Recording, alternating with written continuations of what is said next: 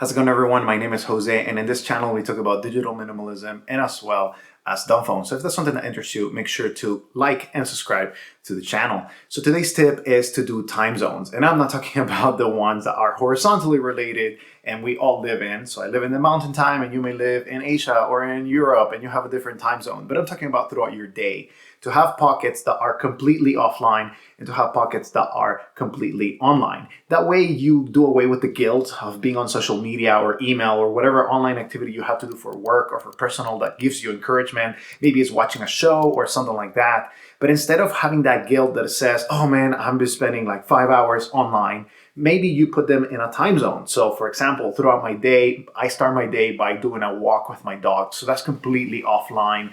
Maybe you go on a run or you go to the gym, which I also do, and that takes about an hour. So from 7 a.m. to 8 a.m. or from wherever you wake up, you say the first hour of my day, I'm going to spend it completely offline. But right after that, you have to shift gears and go to work and get ready and do all of those things. And that's going to involve some online things like I do. From 1 to 3 p.m., usually I do email and I check on the stuff that I need to check online. So I'm there online. I make sure to designate that time zone for my online periods. I do this on a paper calendar, but you can also do it on a Google Calendar or whatever online calendar you have. I prefer the paper version. It gives me more clarity, but you prefer something else. So after maybe 3 hours of online time in the afternoon or whatever your workflow does, you take another break for another hour to eat or to contemplate, to meditate, whatever it is that gives you joy that is completely offline, so that you have that balance between online and offline activities. So maybe it's going out to dinner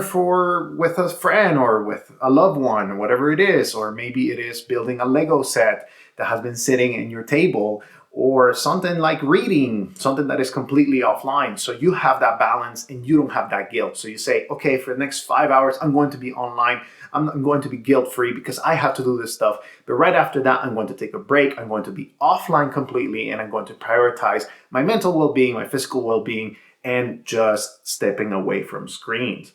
And even some offline activities can still be entertaining, like going to a theater or maybe watching a show or something like that. That can give you a lot of satisfaction, and it may not be completely digital, free screen, but it's not something that you're interacting or social media and draining you, but something that is giving you energy and giving you new satisfaction. So make sure to implement the time zones within your day. Maybe in the morning you do offline, in the afternoon you do online, or whatever fits your workflow, and do it either on an online calendar or like I prefer to do on a paper calendar. Hope that this tip helps you, and hope that you come back for other reviews and other digital minimalism tips throughout your week. Hope you have a great day, and I'll see you in the next one.